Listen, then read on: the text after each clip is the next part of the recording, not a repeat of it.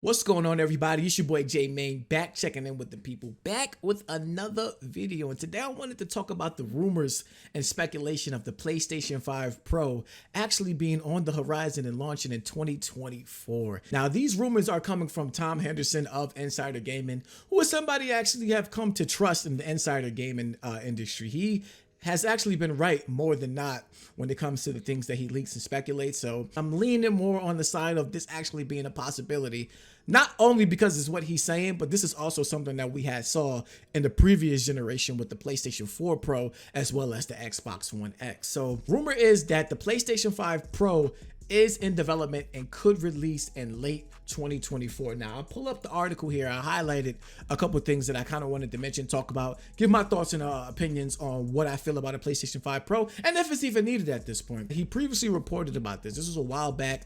They reported about the PS5 having a detachable disk drive version, possibly like a PlayStation 5 Slim, which makes sense. Usually with PlayStation later on in the generation, a few years down the line, we get a slimmer version. You know, parts are cheaper. They can make it more smaller, compact, and sell it at a cheaper price. That way they can turn a bigger profit. So I definitely can see something like this happen. The detachable disk drive, I'm not 100% sure where that's headed.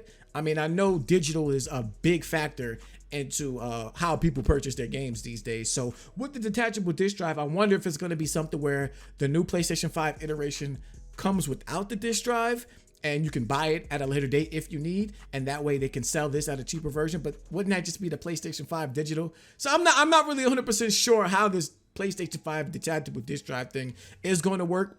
It does say here that this model will phase out the current PlayStation 5, so maybe they'll get rid of the digital and the the base PlayStation 5 right now, and then this will be the version that is out there where you can buy it with the detachable disk drive if you want to. Cutting down on production costs would then create room for a newer, more powerful model of the PlayStation 5. So another point of the article is that as far what the PlayStation 5 specs will entail, details are limited. However, a recently published patent by PlayStation architect Mark Cerny suggests that Sony Interactive Entertainment is looking to accelerate ray tracing performance in video games. This is where I want to get into more of what they are going to be selling us in terms of a PlayStation 5 Pro, because the big promotion tool for PlayStation 4 Pro was the 4K gaming. Even though it was like a checkerboard, kind of like fake 4K, you can't go back into a PlayStation 5 promotion and preach about 4K gaming again, because that's exactly what you preach with the PlayStation 4 Pro. So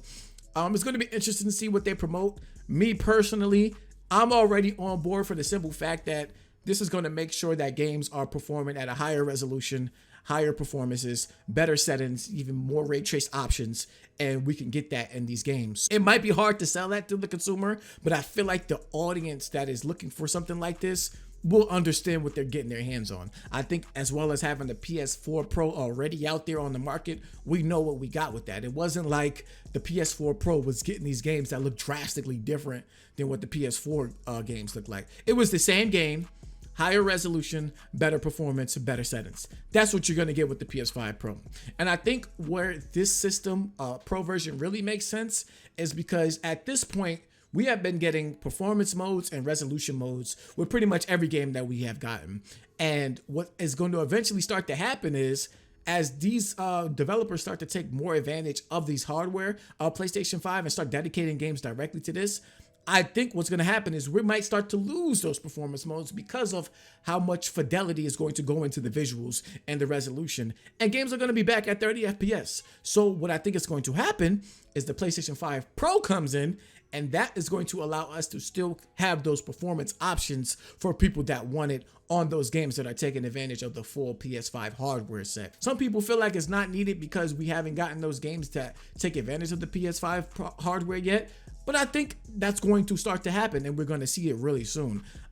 We already see that with cross-generation games, some of them have to make the decision of 4K 30 or 1440p 60. Whereas with a PlayStation 5 Pro, maybe those games can now run at 4K 60. Or maybe those games can now run at an 1800p 60 FPS with better settings, more ray trace options. I thought a big example of this was Returnal on PC.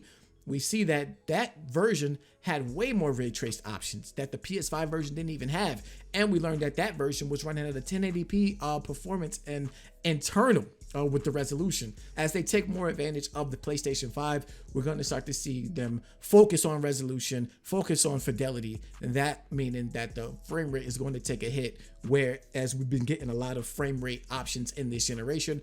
They don't want to lose that. Now, another interesting point with this Insider Gaming article is that they're also speculating that the next generation of PlayStation is unlikely to start until 2028. So with the PS5 Pro coming out in 2024, that would be the halfway mark of this generation, putting it at, I think, a decent point for us to get some new hardware. Again, people have trepidations about this because of taking advantage of the new hardware, but I just think for the enthusiasts that will take advantage of this hardware, they know exactly what they're getting. It's for the people that want to play these games at the best fidelity, at the resolutions and the frame rates, and that's what you will get with this. So it's remained to be seen. Again, take this all with a grain of salt, but I do think we'll see this happen. We probably get the detachable PS5 Slim later this year, with the Pro coming out next year. Let me know down in the comment section what you guys think about this. Of course, rate the video, subscribe to the channel if you're new, and I'll catch y'all on my next video. Peace.